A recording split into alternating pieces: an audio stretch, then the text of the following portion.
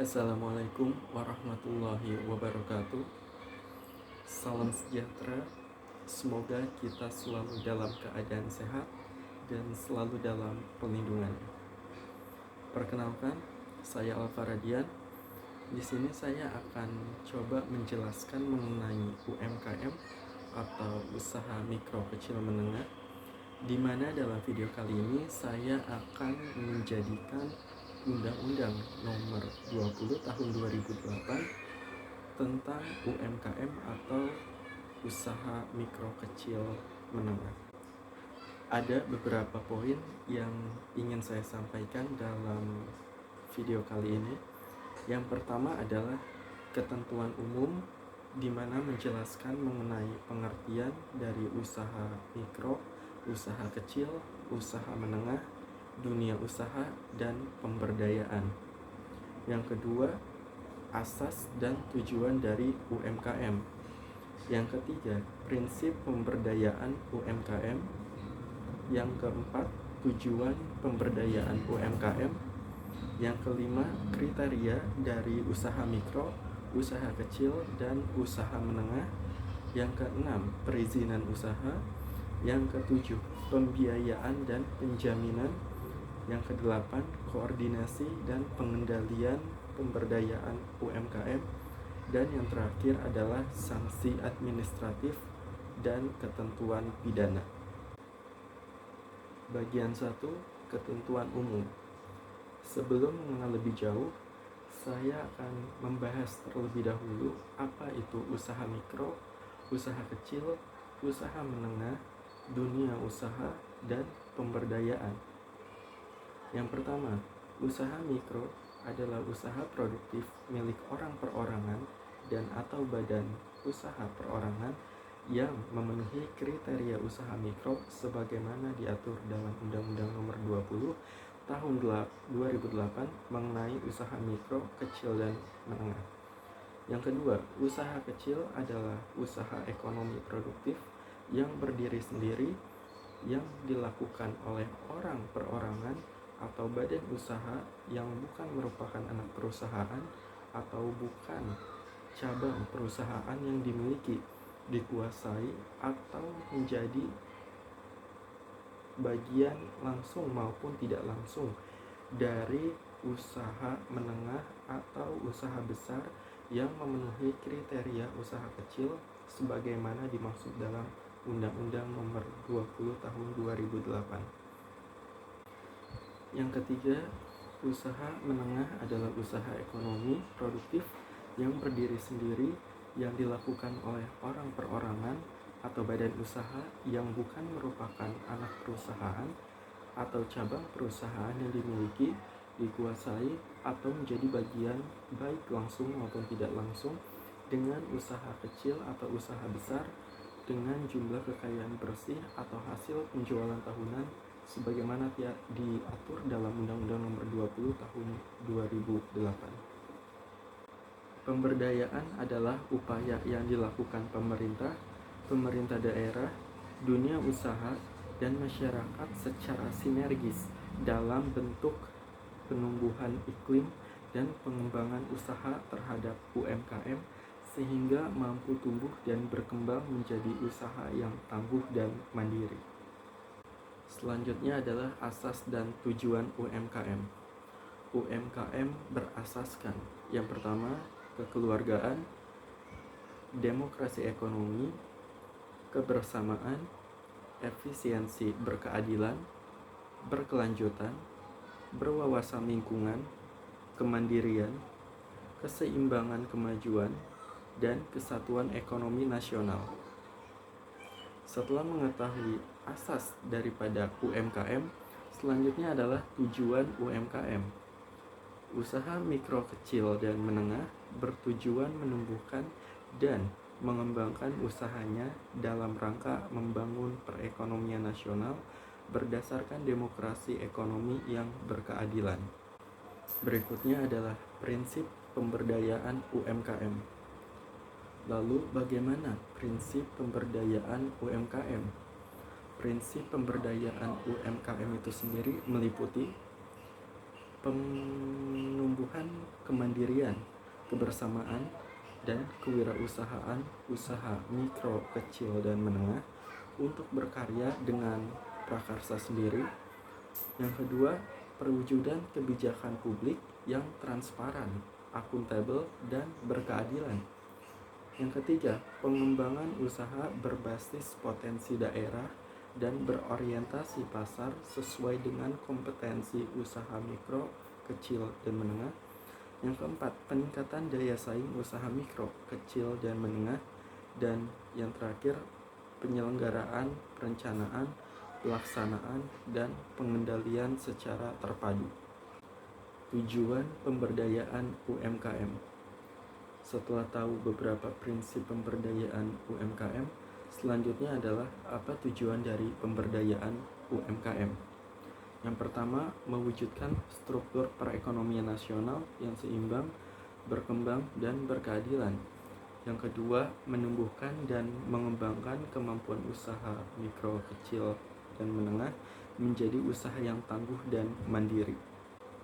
Yang ketiga, meningkatkan peran UMKM dalam pembangunan daerah, penciptaan lapangan kerja, pemerataan pendapatan, pertumbuhan ekonomi, dan pengentasan rakyat dari kemiskinan. Selanjutnya adalah kriteria. Yang pertama, kriteria usaha mikro. Memiliki kekayaan bersih paling banyak 50 juta rupiah, tidak termasuk tanah dan bangunan dan tempat usaha. Yang kedua, memiliki hasil penjualan tahunan paling banyak 300 juta rupiah. Yang kedua, kriteria usaha kecil. Memiliki kekayaan bersih lebih dari 50 juta rupiah dan paling banyak 500 juta rupiah, tidak termasuk tanah dan tempat usaha. Memiliki hasil penjualan tahunan lebih dari 300 juta rupiah sampai dengan 2,5 miliar rupiah. Yang ketiga, kriteria usaha menengah. Memiliki kekayaan bersih lebih dari 500 juta rupiah sampai dengan 10 miliar rupiah, tidak termasuk bangunan dan tanah.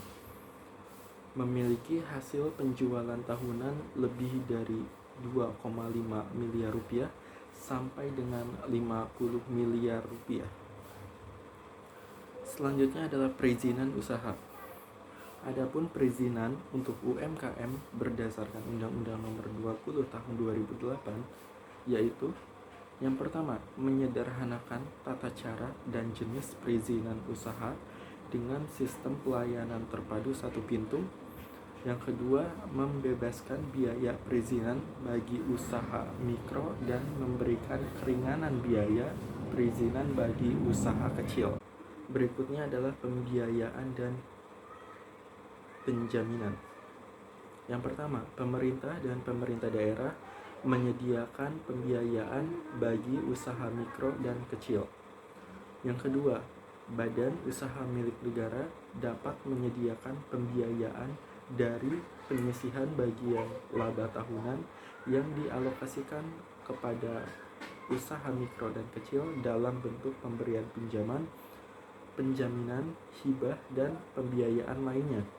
Yang ketiga, usaha besar nasional dan asing dapat menyediakan pembiayaan yang dialokasikan untuk usaha mikro dan kecil dalam bentuk pemberian pinjaman, penjaminan, hibah, dan pembiayaan lainnya.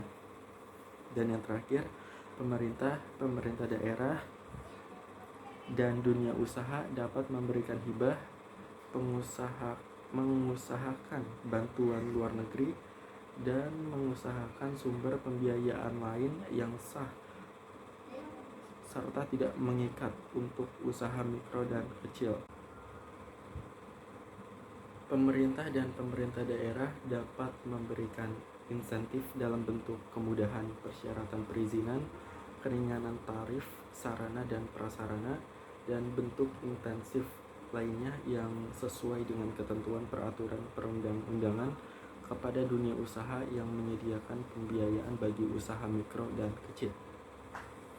Pemerintah dan pemerintah daerah melakukan pemberdayaan UMKM dalam bidang pembiayaan dan penjaminan dengan memfasilitasi dan mendorong peningkatan pembiayaan modal kerja dan investasi melalui perluasan sumber dan pola pembiayaan, akses terhadap pasar modal, dan lembaga pembiayaan lainnya. Mengembangkan lembaga penjamin kredit dan meningkatkan fungsi lembaga penjamin ekspor.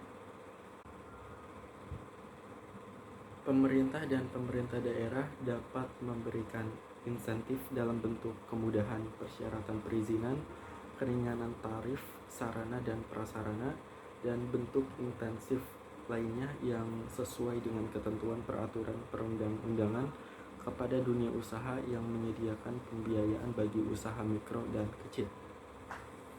Pemerintah dan pemerintah daerah melakukan pemberdayaan UMKM dalam bidang pembiayaan dan penjaminan dengan memfasilitasi dan mendorong peningkatan pembiayaan modal kerja dan investasi melalui perluasan sumber dan pola pembiayaan, akses terhadap pasar modal, dan lembaga pembiayaan lainnya. Mengembangkan lembaga penjamin kredit dan meningkatkan fungsi lembaga penjamin ekspor. Selanjutnya adalah koordinasi dan pengendalian pemberdayaan UMKM.